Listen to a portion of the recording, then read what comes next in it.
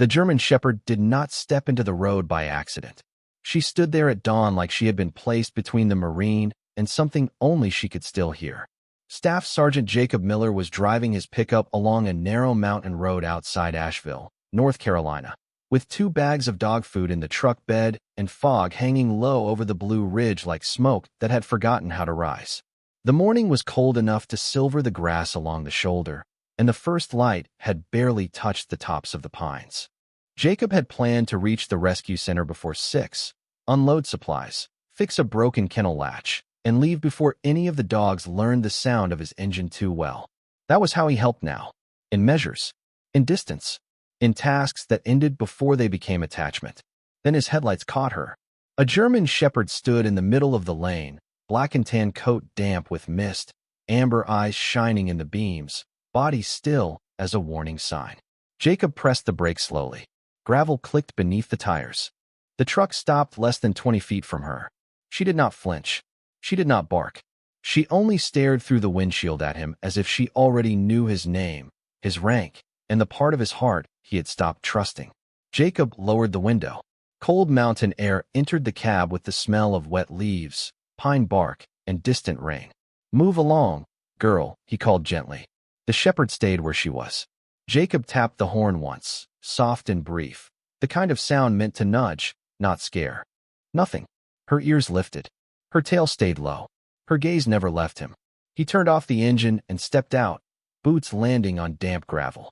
At 37, Jacob still carried himself like a Marine, even in an old work jacket and faded jeans. White male, short military haircut, careful hands, quiet face. A man trained to read danger and ignore superstition. A man who no longer believed in signs. "What are you doing out here?" he asked. The German Shepherd took one step forward, placed a paw against the front bumper of his truck, then turned her head toward a narrow dirt road nearly hidden between rhododendron and pine. Jacob followed her gaze. The side road was easy to miss in the fog. No mailbox marker. No fresh tire tracks visible from where he stood. Just a dark opening in the trees. "No," he said under his breath. "I am not doing this." The dog looked back at him. Not pleading. Not confused. Commanding. Then she trotted 10 yards toward the dirt road, stopped, and turned around. Waiting. Jacob felt an old memory rise before he could stop it. A canine in another life pausing on a trail, looking back with that same certainty, trusting him to understand what human eyes had missed. Jacob had ignored a feeling once. Not a rule. Not an order. A feeling. He had lived with the echo of it ever since. The Shepherd gave one short bark. Sharp. Controlled. A signal, not noise. Jacob's chest tightened. He stepped closer and saw the old collar around her neck, dark leather worn soft by weather. Stitched to one side was a faded cloth patch with a single word, Carter. The dog watched his eyes read it. Then she turned again toward the trees. Fog moved across the road between them, pale and slow. Somewhere beyond the pines, a crow called once and fell silent. Jacob looked back at his truck, the empty road, the morning he thought he understood. Then he looked at the German Shepherd waiting in the mist. "All right," he whispered. "Show me." The dog started down the hidden road before the words were finished, as if she had been waiting all night for one decent man to finally follow. The German Shepherd moved ahead of Jacob's truck with the careful urgency of a dog who knew every second mattered, but also knew the human behind her needed proof. Jacob drove slowly down the hidden dirt road, headlights cutting through the fog in pale tunnels, tires sinking into wet clay where the mountain rain had softened the ground overnight. The road was not on any sign he had noticed before. It bent between pines and rhododendron, narrow enough that branches brushed both sides of the truck with soft scraping sounds. The Shepherd stayed 20 feet ahead, trotting, stopping, looking back, then moving again. Never too far. Never aimless.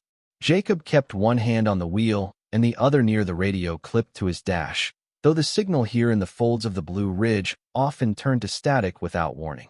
"You better not be leading me to a squirrel," he murmured, but there was no humor in his voice. The old patch on her collar had changed everything. Carter. A family name, maybe. A road name, maybe. A clue stitched close to her throat like someone had once wanted her identified if she ever needed help. The dog stopped at a fork nearly swallowed by weeds. The left path climbed toward a ridge. The right dropped into thicker fog. Jacob slowed. The shepherd turned right and gave one short bark. The sound carried through the trees, sharp and controlled. Trained, Jacob thought. Not formally perhaps, not military, but taught by love, routine, and a household that had once depended on her listening. He followed. As the road descended, the air changed. It smelled less like pine and more like mud, wet wood, and creek water running high. Jacob saw the first sign near a split-rail fence. A mailbox leaning hard to one side, red flag bent, numbers half covered by dirt. Carter. He stopped the truck. The shepherd ran to the mailbox, touched her nose to the post, then circled back to him. Jacob stepped out and crouched near the ground. Tire marks curved off the road, deep and uneven, sliding toward a lower track hidden by brush. Beside the rut, caught on a blackberry cane, was a small purple backpack with a cartoon horse keychain swinging from the zipper. Jacob's throat tightened. He picked it up carefully. It was damp, but not ruined. A child's backpack, fresh enough that the fabric still smelled faintly of crayons and apple snacks beneath the rain. The German shepherd stood beside him, breathing hard, amber eyes fixed beyond the fence. Jacob looked down the slope. Through the fog, he could just make out a roofline below the trees. A cabin, small, tucked back where no driver on the main road would ever see it. Something in him resisted the next thought because accepting it meant the dog had been right from the beginning. Jacob reached for his radio.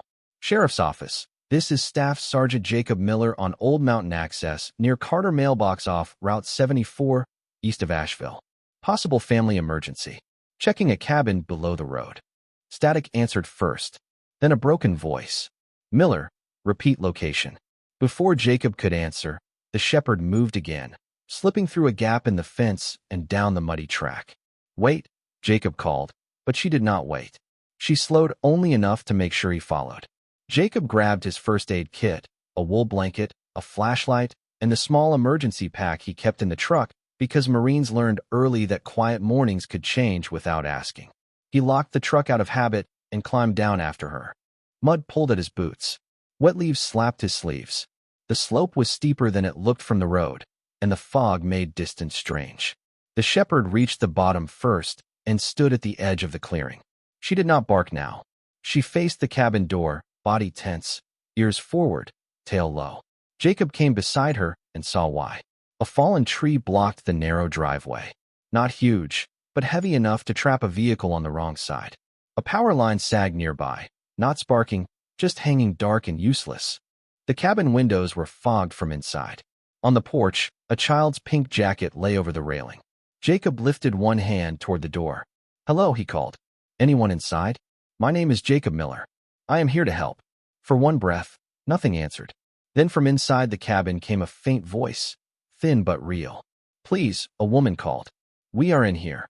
The German shepherd pressed her shoulder against Jacob's leg once, not for comfort, but confirmation. She had brought him to the right door. Jacob kept his voice low when he answered the woman inside, because panic could spread faster than fire through a small room, and the morning had already carried enough fear. Ma'am, stay where you are. I am coming to the porch. Is anyone hurt? The German shepherd stepped with him across the wet boards, her paws making soft sounds against the wood. The cabin smelled of rain, cold ash, damp pine, and the heavy stillness that comes when a house has been cut off from the world overnight. From behind the door, a woman answered. My husband hurt his ankle. My daughter is sick. The phones are dead. We could not get out. Jacob looked at the sagging power line near the driveway, then at the fallen tree blocking the only clear path. He did not touch either. He had learned long ago that helping began with not making things worse. I am going to open the door slowly, he said.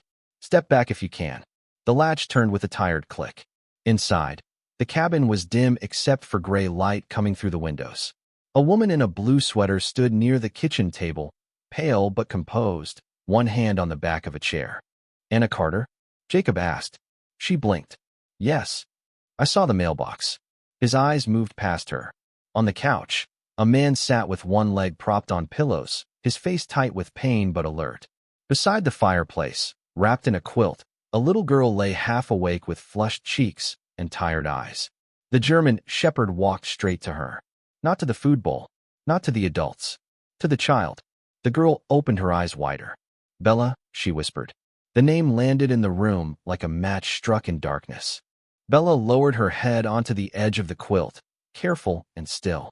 The child's small hand came out from under the blanket and touched the dog's ear. Anna covered her mouth. She came back. Jacob knelt beside the couch, setting down his first aid kit. My name is Staff Sergeant Jacob Miller. I was on the main road. Bella blocked my truck and led me here. The man on the couch let out a breath that sounded like disbelief turning into gratitude. Michael Carter, he said. That dog has been missing since my mother's funeral.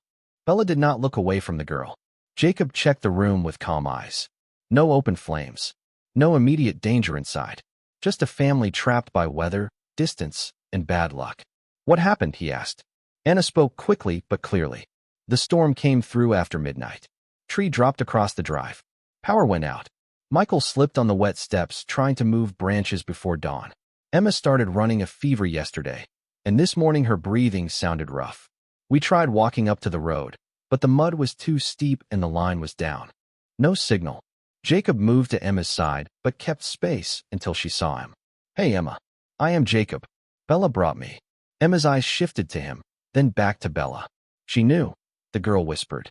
Jacob touched the back of his hand to the air near Emma's face, watching her breathing, listening for distress without making the child feel studied. We are going to get you checked, he said. For now, small sips of water. Stay warm. No rushing. He handed Anna a bottle from his pack, then wrapped the wool blanket around Michael's shoulders and looked at the ankle without forcing movement. You did the right thing staying inside, he told them. Sheriff Alan Cooper is trying to reach me by radio. I will go back up far enough to get signal, mark the path, and bring help down. Anna's eyes filled, but she nodded. Please do not leave us alone too long. Jacob looked at Bella, who had settled beside Emma like a living guardrail. You will not be alone, he said. She already proved that. Before stepping out, he tried the radio near the porch. Static cracked, then a partial voice came through. Miller, copy if you can. Jacob raised the radio higher. Sheriff Cooper, I found the Carter family. 3 civilians in cabin below Carter mailbox. 1 adult with ankle injury. 1 child with fever and mild breathing trouble. Road blocked by fallen tree, possible down line. Need medical support and utility response. Approach from upper access. I will mark the trail. This time the answer came clearer. Copy. Stay clear of the line. Help is moving. Jacob closed his eyes for half a second. Not relief. Focus. When he opened them, Bella was standing in the doorway, watching him through the fog. Her amber eyes held the same command from the road. Follow. Stay. Finish. Jacob nodded once, as if receiving orders from a soul with 4 paws. Good girl, he whispered. Now we get them home. Jacob moved before the fog could swallow the trail again. He climbed back up the muddy slope with orange survey tape from his emergency pack tied around low branches every 20 yards, marking a path the rescue team could follow without guessing. Bella stayed at the cabin door until Emma whispered her name, then returned to the child's side, as if she had weighed both duties and chosen the one no adult could replace. The image stayed with Jacob as he worked. A black and tan German shepherd lying beside a feverish girl, her head low, her body still, guarding not with noise but with presence. At the top of the slope, the radio signal cleared. Sheriff Alan Cooper's voice came through steady and close. Miller, we have county EMS rolling from the north side. Utility crew is behind us. 15 minutes if the upper road holds. Jacob looked at his truck, the leaning Carter mailbox, the small purple backpack now resting safely on the passenger seat. Copy. I marked the descent. Keep everyone away from the line near the lower drive. Understood, Alan said. You doing all right down there? Jacob looked toward the trees where the cabin sat hidden below. The honest answer was no. Not because the situation was beyond him, but because Bella had found the part of him he had trained himself not to use. The part that listened before proof arrived. We are steady, he said. Bring a pediatric kit. Already done. Jacob returned to the cabin with more water, a flashlight, and a second blanket. Inside, Anna Carter was sitting beside Emma, brushing damp hair away from her daughter's forehead. Michael had shifted carefully on the couch, jaw tight but calm. Bella lay on the floor with her front paws touching the quilt, eyes never leaving the child. Jacob knelt near Emma but spoke to her like a person, not a problem. Help is coming up the road now. You are doing great. Emma looked at Bella. She want to get you. Jacob nodded. She did. Grandma said Bella always knew when somebody was sad. Anna wiped her cheek quickly and looked away. Michael gave a soft, broken laugh. My mother used to say that dog had better sense than the whole family. Bella's ear flicked at the sound of Michael's voice, but she stayed beside Emma. Jacob checked his watch, then the window, then the tree line beyond the porch. Old habits arranged the room in his mind. Exits, risks, supplies, voices, time. He did not need noise. He needed rhythm. Water for Emma. Warmth for Michael. Calm for Anna. Clear information for the responders. He found a notepad near the kitchen phone and wrote down what Anna told him.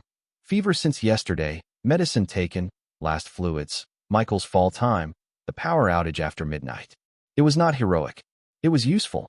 Sometimes useful was the holiest thing a person could be in a room full of fear. When the first distant engine sounded above the hill, Bella lifted her head. Emma smiled weakly.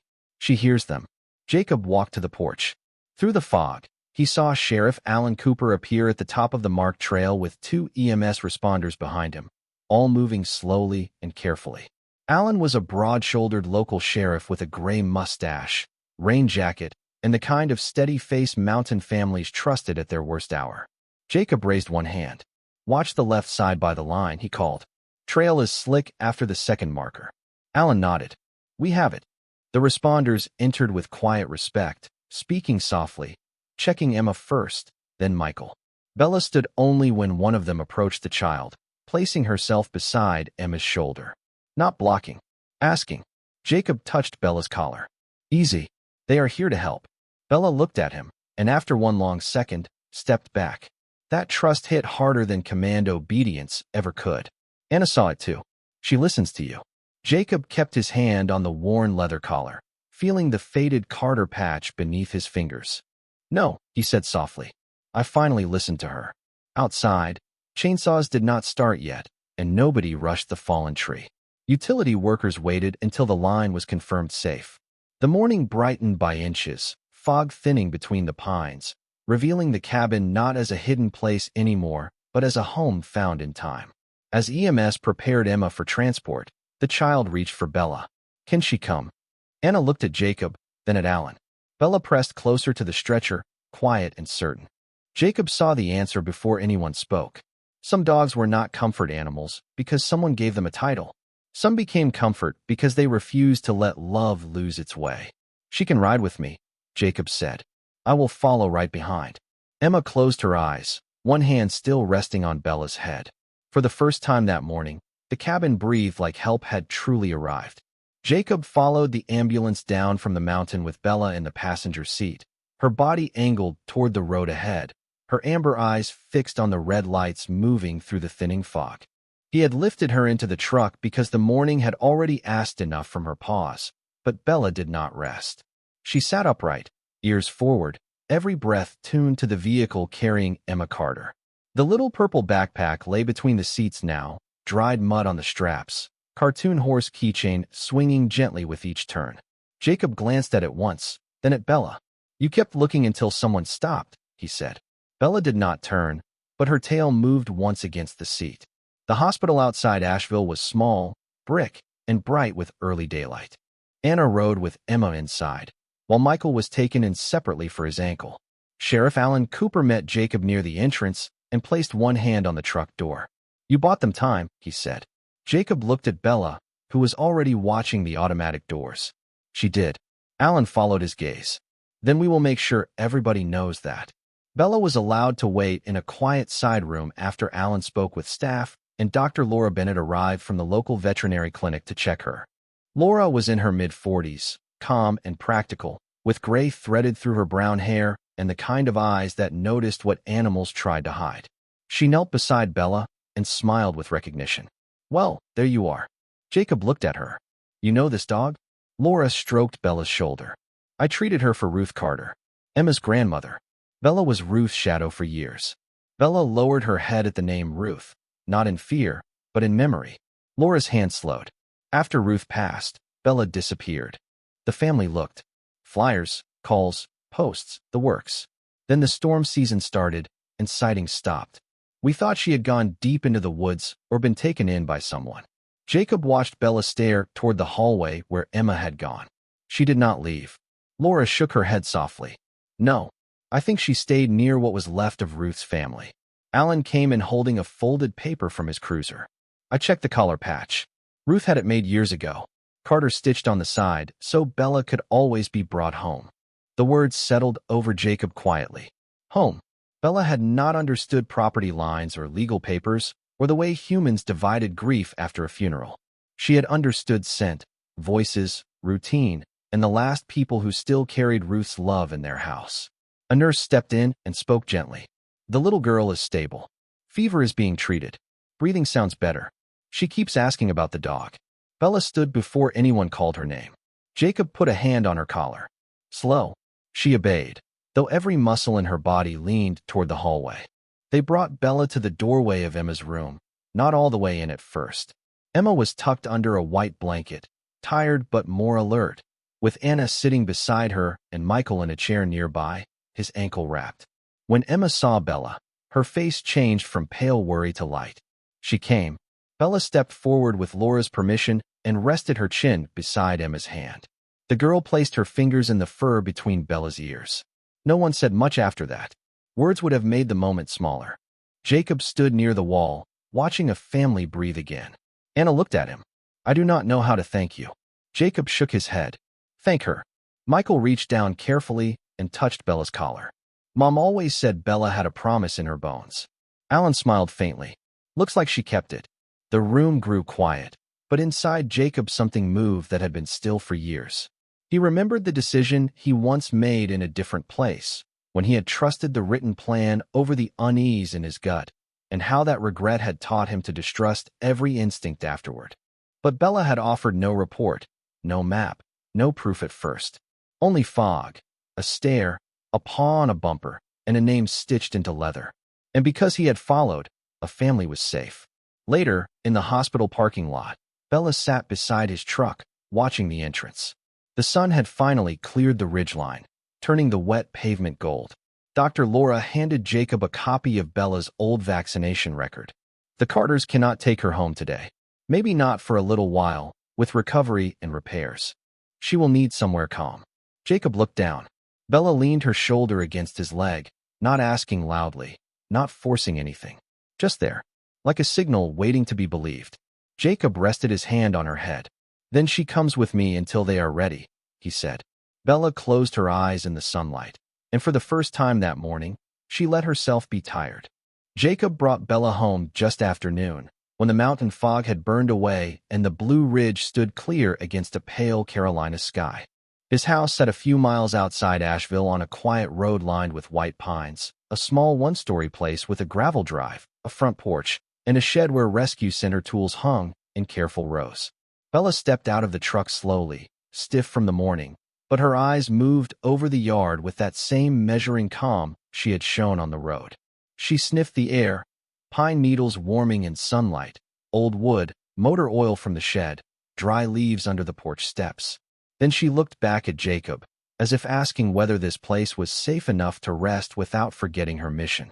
Temporary, Jacob said, though the word felt less certain once he heard it in the open air. Bella followed him inside without pulling. The house was clean, plain, and too quiet. One coffee mug by the sink. One pair of boots near the door. A folded blanket on the couch nobody else used.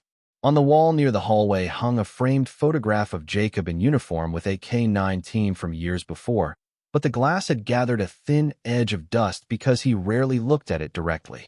He set a bowl of water on the kitchen floor and watched Bella drink with slow, grateful care. Then he found an old dog bed in the spare room, shook out the dust, and placed it where morning light fell across the living room. Bella walked to it, circled once, then did not lie down. Instead, she went to the front window and faced the direction of the hospital. Jacob understood. They are safe, he said. Emma is getting help. Michael too. Bella's ears shifted at Emma's name. She did not leave the window. Jacob took out his phone and saw a message from Sheriff Alan Cooper. Emma stable, fever coming down, Carter family asking about Bella. He read it aloud. Only then did Bella turn from the glass and lower herself onto the dog bed with a tired breath that seemed to empty the whole morning from her body.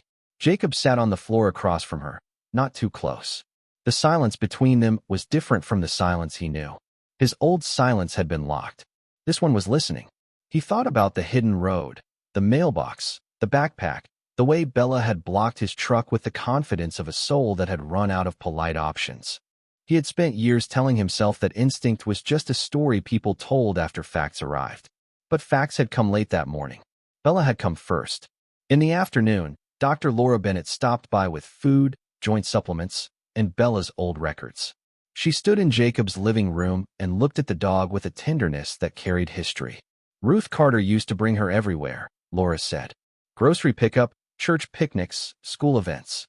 Bella knew every member of that family by scent and sorrow. Jacob glanced at Bella. She knew they needed help before anyone else did. Laura nodded. Dogs notice absence differently. A missing routine. A wrong smell in the wind. A house that sounds afraid. The word stayed with him after Laura left. Near sunset, Jacob drove back to the rescue center with Bella resting in the back seat. Not to work this time, but to return the supplies he had never delivered. The dogs barked when his truck pulled in, bright and chaotic behind the clean fence line. Usually Jacob unloaded fast and left before the barking became faces, before faces became names. Bella stepped beside him and looked up. No bark, no command, just presence. Jacob opened the first gate and carried the food inside. A nervous young hound backed away from him, trembling near the corner of a kennel. Jacob almost kept walking. Then Bella moved to the outside of the kennel and lay down, calm as dawn after weather. The hound stopped trembling long enough to look at her. Jacob crouched and waited. No hurry, no force. After a few minutes, the hound took one step closer. Jacob felt the quiet lesson land. Following did not always mean charging into the unknown. Sometimes it meant staying still until fear believed you. That evening, back at the house, Bella finally slept on the bed by the window. Jacob stood beside the old K9 photograph on the wall and wiped the dust from the glass with his sleeve. The faces inside came back into focus. His own younger face. The dog he had once trusted. The teammates he had tried not to remember. He touched the frame once and did not look away. Outside, the last light faded behind the pines. Inside, Bella breathed steadily in her sleep, no longer blocking a truck, no longer running through fog, but still guiding him towards something he had almost left behind. The courage to listen when loyalty gives no explanation, only a path. The next morning, Jacob woke before sunrise to the sound of Bella standing at the front window. She was not barking. She was not pacing. She was simply watching the road, her black and tan body still in the blue light, ears forward, reflection faint against the glass. Jacob sat up on the couch, where he had fallen asleep without meaning to, and listened. The house was quiet. No engine outside. No footsteps on the porch. Only the low wind moving through the white pines and the steady tick of the kitchen clock. They are safe, he said softly. Bella turned her head toward him, then back to the window. Jacob stood and checked his phone. A message from Sheriff Alan Cooper had come in just after 5. Carter family released from hospital later today. Cabin repairs beginning. Emma asking for Bella. Jacob read it twice. Then he read it aloud. Bella's tail moved once, slow and certain. By 8, Jacob had coffee on the counter, Bella's breakfast measured into a bowl, and his rescue center clothes folded over a chair. He had planned another ordinary day of useful distance, but Bella had already changed the shape of ordinary. When he opened the front door, she stepped onto the porch and lifted her nose to the cold morning air. Sunlight touched the ridge beyond the trees. The same dawn that had once found her blocking his truck now found her waiting beside him, no longer desperate, but ready. We will see them, Jacob said, after they get home. Bella accepted that, but only barely. She ate, rested, and followed him from room to room with the patience of a dog willing to trust a human schedule but not fully impressed by it. Near noon, Dr. Laura Bennett called. Emma is doing well, she said. Michael needs to stay off the ankle, but nothing complicated. Anna asked if you could bring Bella to the cabin tomorrow. They want to thank her properly. Jacob looked at Bella, who had lifted her head at Emma's name. Tomorrow, he repeated. The word felt like a promise. That afternoon, Sheriff Cooper stopped by with a copy of Ruth Carter's old registration papers and a faded photograph he had found in county records. Ruth stood on the cabin porch in a blue cardigan, smiling beside Bella and little Emma, who was missing both front teeth and holding a dandelion-like treasure. On the back, written in careful handwriting, were the words, "Bella always knows who needs her first." Jacob held the photograph under the kitchen light for a long time. Ruth wrote that. Alan nodded. Looks like it. Anna said Ruth used to call Bella her morning bell. If something was wrong, Bella was the first one at the door.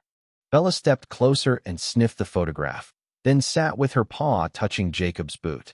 Alan watched the dog with quiet respect. Some folks would call it luck. Jacob looked down at Bella.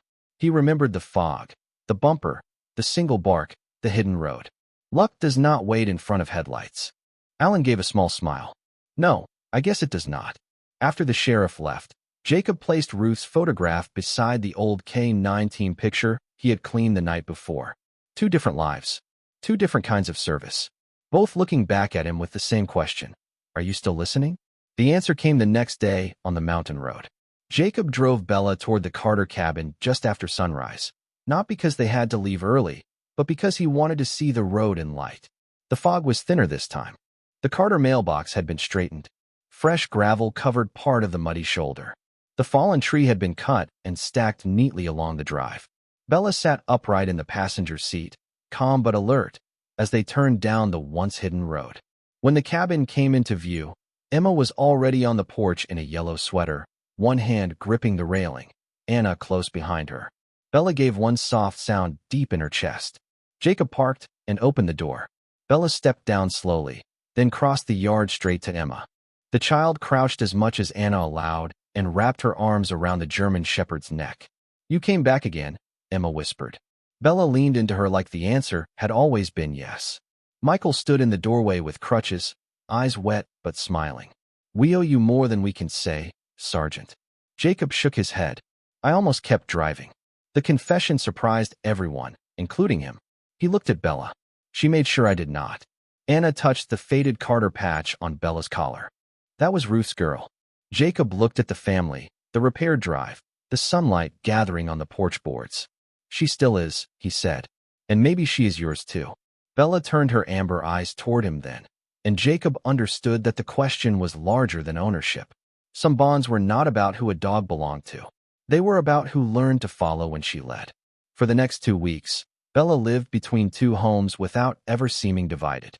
At Jacob's house outside Asheville, she slept by the front window where morning light touched the floor first, ate from the stainless steel bowl beside the kitchen island, and followed Jacob to the rescue center in the afternoons like a quiet supervisor with amber eyes. At the Carter cabin, she became Emma's shadow again, walking slowly beside the porch steps, resting near Michael's chair while his ankle healed, and lying beneath the kitchen table when Anna made soup that filled the rooms with the smell of chicken broth, thyme, and warm bread.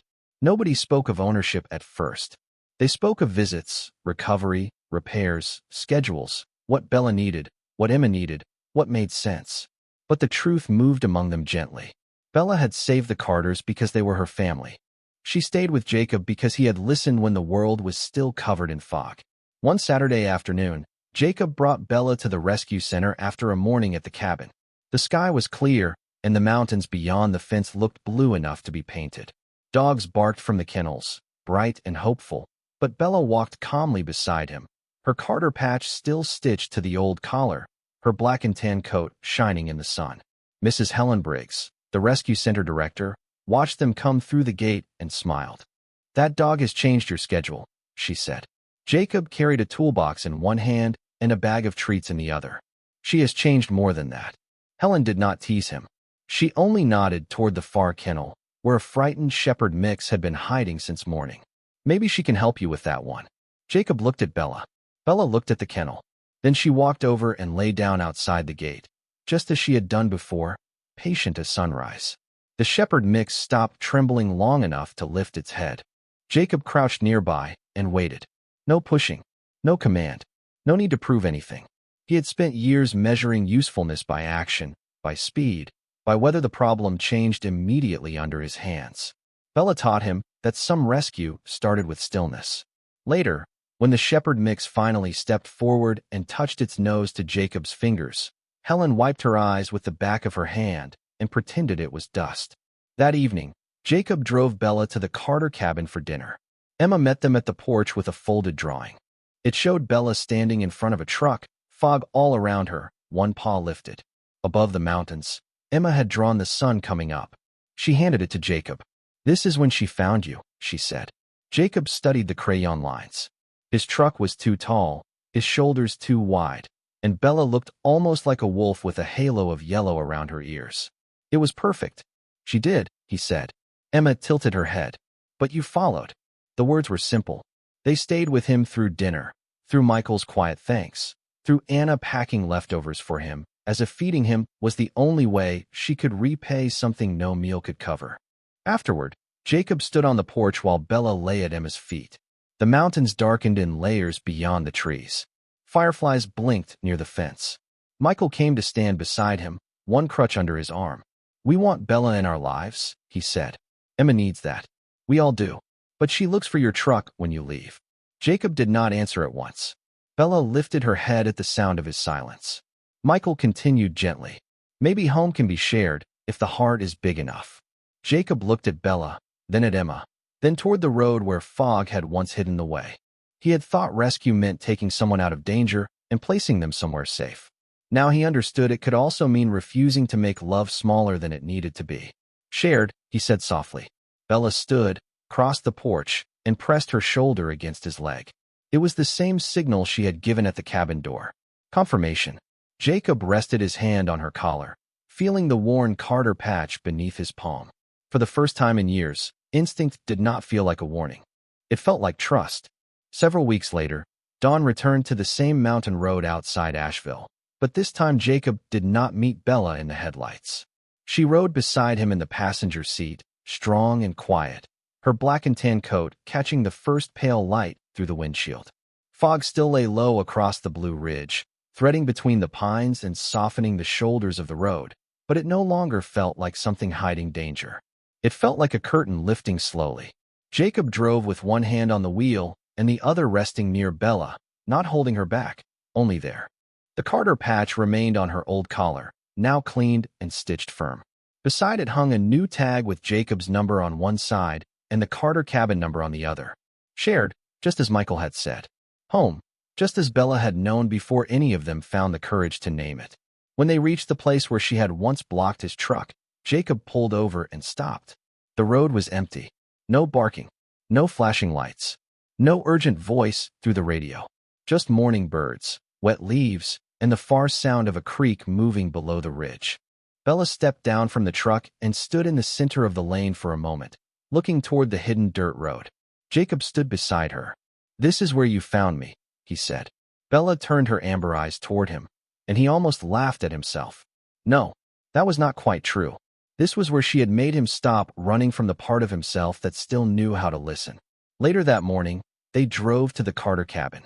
The driveway was clear now, fresh gravel bright against the earth. The mailbox stood straight.